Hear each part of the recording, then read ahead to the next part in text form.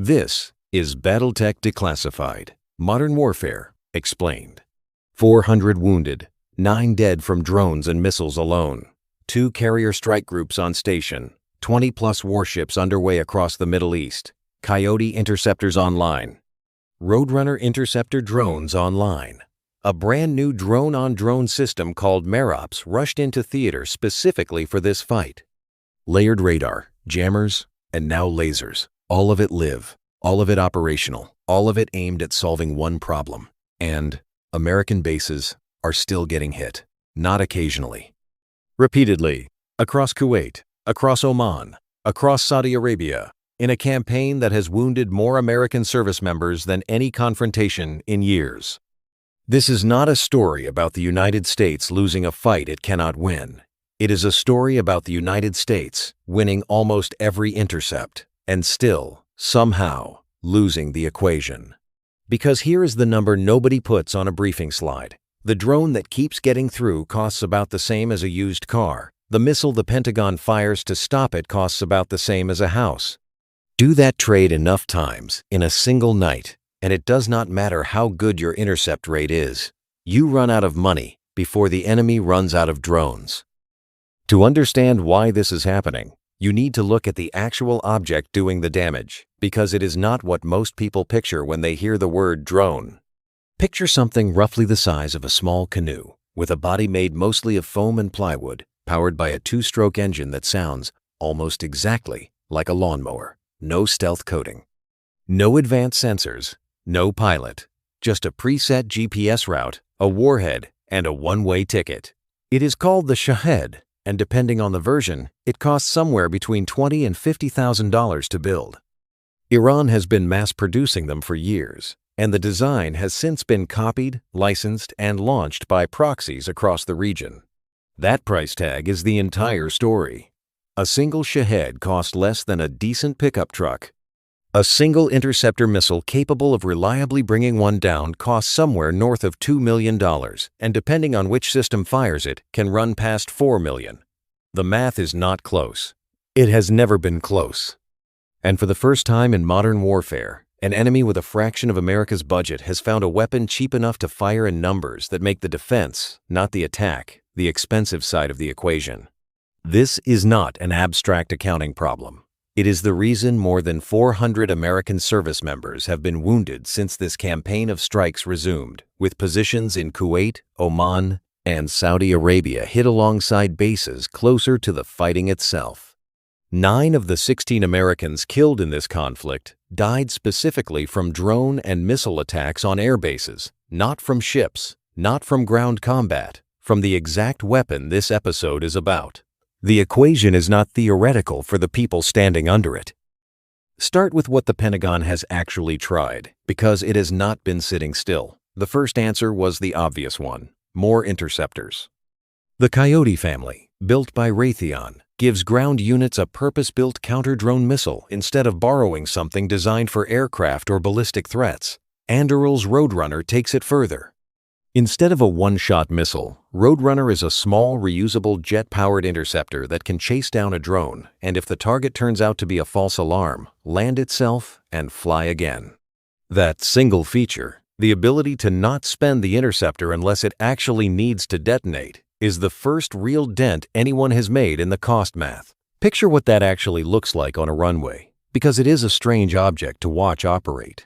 Roadrunner sits on a set of retractable landing gear like a small fighter jet, launches vertically off a rail the way a missile would, and then, if the drone it was chasing turns out to be a bird, a false radar return, or simply not worth the price of an explosion, it throttles back, extends its gear, and lands itself for reuse.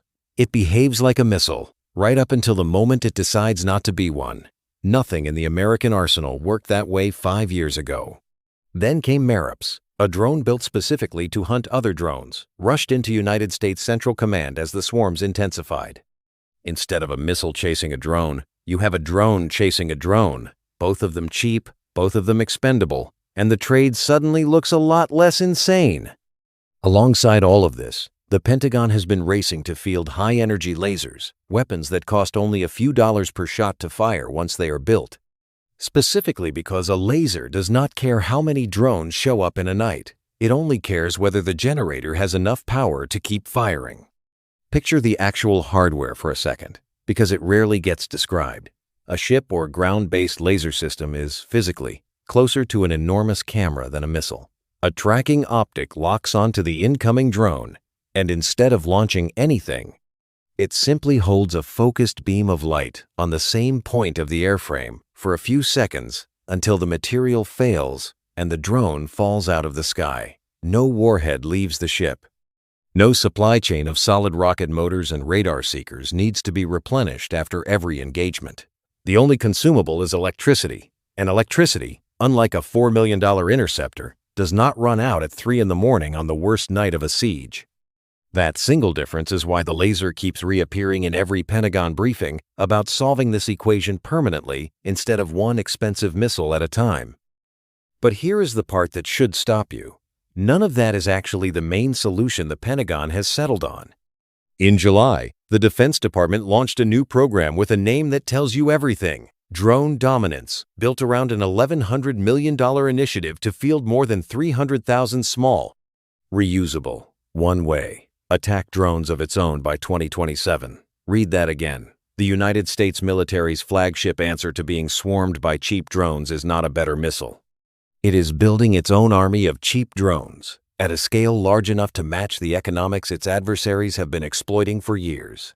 That is a genuine strategic reversal. For 80 years, American military doctrine has been built on the assumption that quality beats quantity, that one exquisite platform, one carrier, one stealth fighter, one guided missile, is worth more than 100 cheap alternatives. The drone swarm problem is the first real crack in that assumption, because it turns out that when the cheap alternative is expendable and the enemy has a seemingly unlimited supply of them, quality alone cannot close the gap. You cannot out-expensive an enemy who has stopped playing that game. This is not the first time American doctrine has had to relearn this lesson. It has simply never had to relearn it this fast. During the Second World War, American industry won the Pacific largely by outproducing Japan's ability to replace ships and aircraft, a war of quantity as much as quality. The Cold War inverted that lesson entirely, building an entire military culture around the idea that a smaller number of vastly superior platforms would always beat a larger, cheaper force, an assumption that mostly held for 80 years because no adversary could mass-produce anything sophisticated enough to matter. The Shahed breaks that assumption not with sophistication, but by being simple enough to build by the thousands with parts available at any hardware store. It turns out the quantity lesson never actually went away. It just waited for someone to get cheap enough to relearn it. If breakdowns like this are your kind of rabbit hole, subscribe now. New long-form episodes every Wednesday, new Decoded episodes every Saturday. So why has it taken this long to get here? Part of the answer is bureaucratic. The Pentagon's acquisition system was built to buy exquisite, decades-long platforms. An aircraft carrier takes years to design and decades to serve. It was never built to buy 100,000 disposable drones on a rolling annual basis, and retooling an entire procurement culture to think in terms of cheap and replaceable instead of expensive and irreplaceable takes time, paperwork, and a level of institutional humility the Pentagon does not enjoy admitting to. The other part of the answer is that the threat evolved faster than the doctrine. Iran refined the Shahed design during years of supplying Russia's war in Ukraine, testing it against real air defenses, iterating on guidance and warhead design under actual combat conditions, essentially running a live-fire research and development program at someone else's expense. By the time the same drones showed up over the Gulf, they were not a prototype. They were a battle-tested weapon with a supply chain already running at scale, arriving right as American forces were still treating every single intercept as a precision engagement rather than a numbers game. There is an uncomfortable irony buried in that timeline. The same war that hardened the Shahed into a reliable weapon is the war the United States spent years arming the other side against. And the lessons Iran absorbed by watching Russia's air defenses fail against these drones over Ukrainian cities are now the same lessons showing up over the Persian Gulf. Weapons do not stay contained to the conflict that tests them. They graduate. There is also a quieter shift happening beneath the interceptor story, and it involves the sea instead of the sky. For the first time in combat, the United States used one-way seaborne drones, autonomous attack boats built by a small Texas company to strike an Iranian port directly, degrading Tehran's ability to keep hitting commercial shipping from that location. It is the same logic as the airborne drone swarm, just underwater and on the surface instead. Cheap, autonomous, expendable, deployed in a domain where a traditional warship would represent an enormous and expensive risk for a comparatively small target. The Navy did not send a destroyer to do that job. It sent something that costs a rounding error of a destroyer's budget, and accepted that losing it would not matter. The same cost logic has quietly reached missile defense too. Lockheed Martin just unveiled a stripped-down Patriot interceptor priced at less than half of the standard round, built on the same fire control system already fielded across dozens of batteries worldwide. The same batteries we broke down in last week's episode on the Patriot supply chain. That is not a coincidence. It is the same equation, discovered independently by two different weapons programs at the same time, because the math does not care which branch of the military is doing the arithmetic. When your interceptor costs 4 times what the threat costs, eventually somebody builds a cheaper interceptor, or somebody loses the trade every single night until the budget gives out. Consider what this means for the next flashpoint people actually worry about: Taiwan. China has been watching this exact math problem play out in real time and building toward it. If a future crisis over Taiwan opens with thousands of cheap drones launched at once rather than a handful of expensive missiles, the Gulf, right now, is the live laboratory for whether American air defense economics can survive that scenario, or whether the Pacific becomes the moment the bill finally comes due at a scale nobody has interceptors to cover. The distances make the problem worse, not better. The Taiwan Strait is roughly the width of the stretch of water between New York and Philadelphia, close enough that a swarm launched from the mainland would arrive in minutes, not hours, leaving almost no window for the kind of measured, expensive intercept doctrine still being used in the Gulf today. Whatever gets solved, or does not get solved, in these skies over the next few years is not really about the Middle East at all. It is a rehearsal for a fight where the geography gives everyone even less time to do the math. This is Decoded, the series that breaks down the real cost behind the systems everyone else just calls impressive. New episode every Saturday. Here is where the story gets uncomfortable in a different way. Even the newest fixes, Roadrunner, Merops, the drone dominance program itself, are all still catching up to something that has already happened rather than getting ahead of what comes next.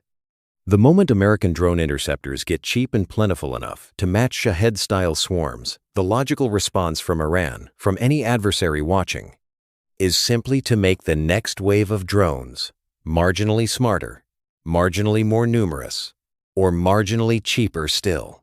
This is not a problem you solve once. It is a problem you resolve every single budget cycle, forever, because the equation is not static. Both sides are allowed to move the numbers. That is the part almost nobody says out loud in a briefing room. The Pentagon is not trying to win the drone swarm problem. It is trying to keep pace with it, permanently. The same way a country does not solve inflation. It manages it, year after year, for as long as the underlying conditions exist. 300,000 American drones by 2027 is not a finish line. It is simply where this particular arms race happens to be standing today. We do not count the kills. We count the bill. And right now, for the first time in the history of American air power, the bill for staying safe is being written by the side with the smaller budget. Whether drone dominance actually closes that gap, or just buys the Pentagon a few more years before the next cheaper, smarter swarm arrives, is not a question anyone in Washington can honestly answer yet. It might be the most important unanswered question in modern American defense policy, and nobody currently wearing a uniform or sitting behind a procurement desk knows for certain which way it breaks. If you want the next system decoded like this one, subscribe and drop a comment with what you want broken down next. This has been BattleTech Declassified. Made to listen. No screen required.